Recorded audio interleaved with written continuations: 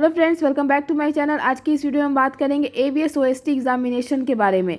और इसमें हम देखेंगे कि आर्मी स्कूल में किस किस तरह की वैकेंसी आती है और उन वैकेंसीज पर सिलेक्शन प्रोसेस क्या है, इसकी पूरी डिटेल हम देखेंगे।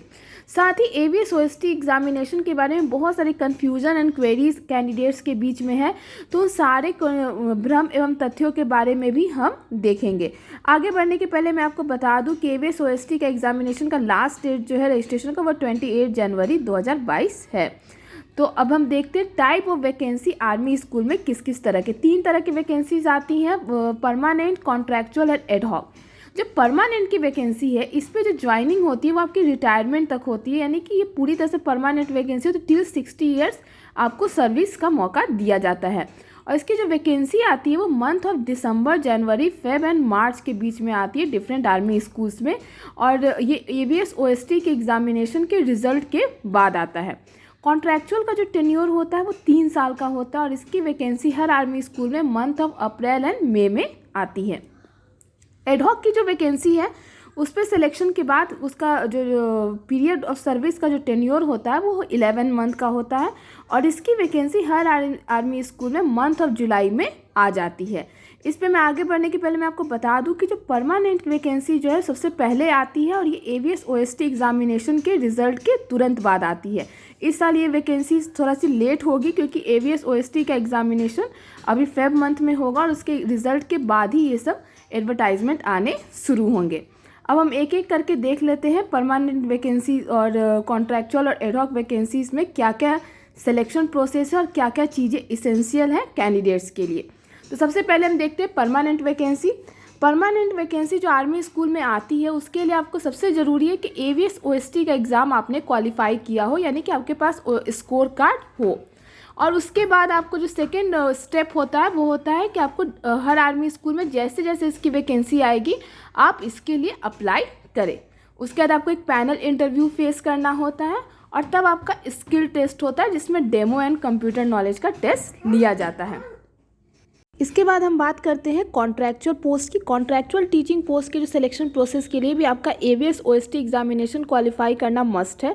उसके बाद जब डिफरेंट आर्मी स्कूल में आप इसके लिए अप्लाई कर सकते हो जब भी उस स्कूल में एडवर्टाइजमेंट आएगी और आपको पैनल इंटरव्यू फेस करना होगा और साथ ही स्किल टेस्ट। इसमें एक बात आप स्टूडेंट्स ध्यान रखिए कि अगर आपने किसी स्कूल में परमानेंट पोस्ट के लिए अप्लाई किया और आप उसमें उस इंटरव्यू में आप सेलेक्ट नहीं हुए हैं फिर भी आप कॉन्ट्रैक्चुअल पोस्ट के लिए अप्लाई कर सकते हैं। ऐसा नहीं है कि अगर आप एक बार रिजेक्ट हो गए तो दूसरी वैकेंसी में आप अप्लाई नहीं कर सकते हैं। अब हम एडहॉक पोस्ट की बात कर लें। एडहॉक पोस्ट जब आती है तो इसके लिए आपका एवीएस ओएसटी एग्जामिनेशन क्लियर होना ज़रूरी नहीं है। जब भी इसकी वैकेंसी आती है आप सीधे डायरेक्टली अप्लाई कर सकते हैं और एक पैनल इंटरव्यू आपको फेस करना होगा और स्किल टेस्ट जो कि एक नॉर्मल सीबीएसई स्कूल की हायरिंग प्रोसेस है वही सिलेक्शन प्रोसेस इसमें भी लिया जाता है।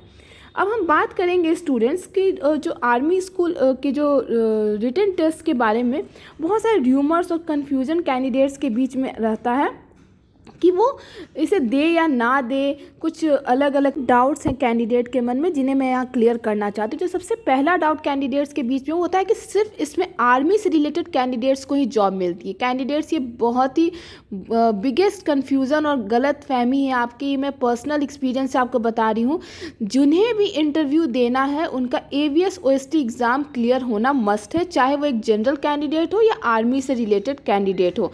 किन्हीं को भी ये ऑल ओवर इंडिया का एग्जामिनेशन क्लियर किए बिना इंटरव्यू देने के लिए मौका नहीं मिलता है।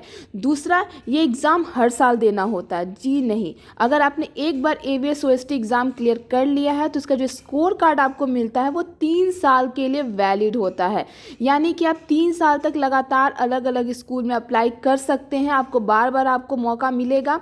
और अगर आपने किसी सीबीएसई स्कूल में अदर देन आर्मी स्कूल भी अगर आपने 1 साल तक कंटिन्यूसली जॉब कर ली है तो आपका ये score card life time valid हो जाता है।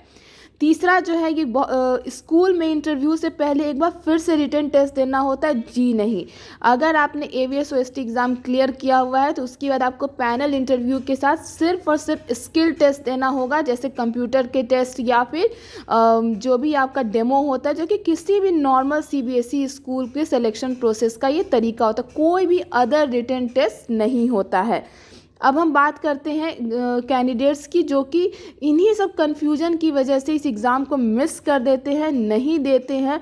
वो सोचते हैं कि इस एग्ज़ामिनेशन को देने पर भी उन्हें जॉब नहीं मिलेगी। तो ऐसा नहीं है स्टूडेंट्स, इस अपॉर्चुनिटी को मिस नहीं करिए। टीचिंग सेक्टर में जो भी स्टूडेंट्स जॉब देख रहे हैं उनके लिए एक बढ़िया अपॉर्चुनिटी है ये, क्योंकि अगर आप, लेकिन इसके लिए सबसे ज़रूरी है कि अगर आपने AVS OST एग्ज़ाम दिया हो, क्योंकि जब तक आप इस एग्ज़ाम को देंगे नहीं और इसे क्लियर करेंगे नहीं, आपके लिए आगे के कोई भी रास्ते ओपन नहीं होंगे। तो मैं अभी फिर से आपको एक बार जानकारी दे देना चाहती हूँ कि 28 जनवरी तक army school AVS OST examination का रजिस्ट्रेशन डेट अभी है, तो इसे मिस ना करें और इस एग्ज़ामिनेशन को ज़रूर दे। तो अगर आपको ये वीडियो इन्फॉर्मेटिव लगा हो तो please like share and subscribe my channel. और अगर कोई क्वेरीज़ है तो प्लीज़ क्वेश्चन ज़रूर कमेंट में ज़रूर बताएं, क्वेश्चन ज़रूर लिखें। और लेकिन मैं एक बार फिर से आपको कहना चाहूँगी, please don't miss this opportunity. धन्यवाद।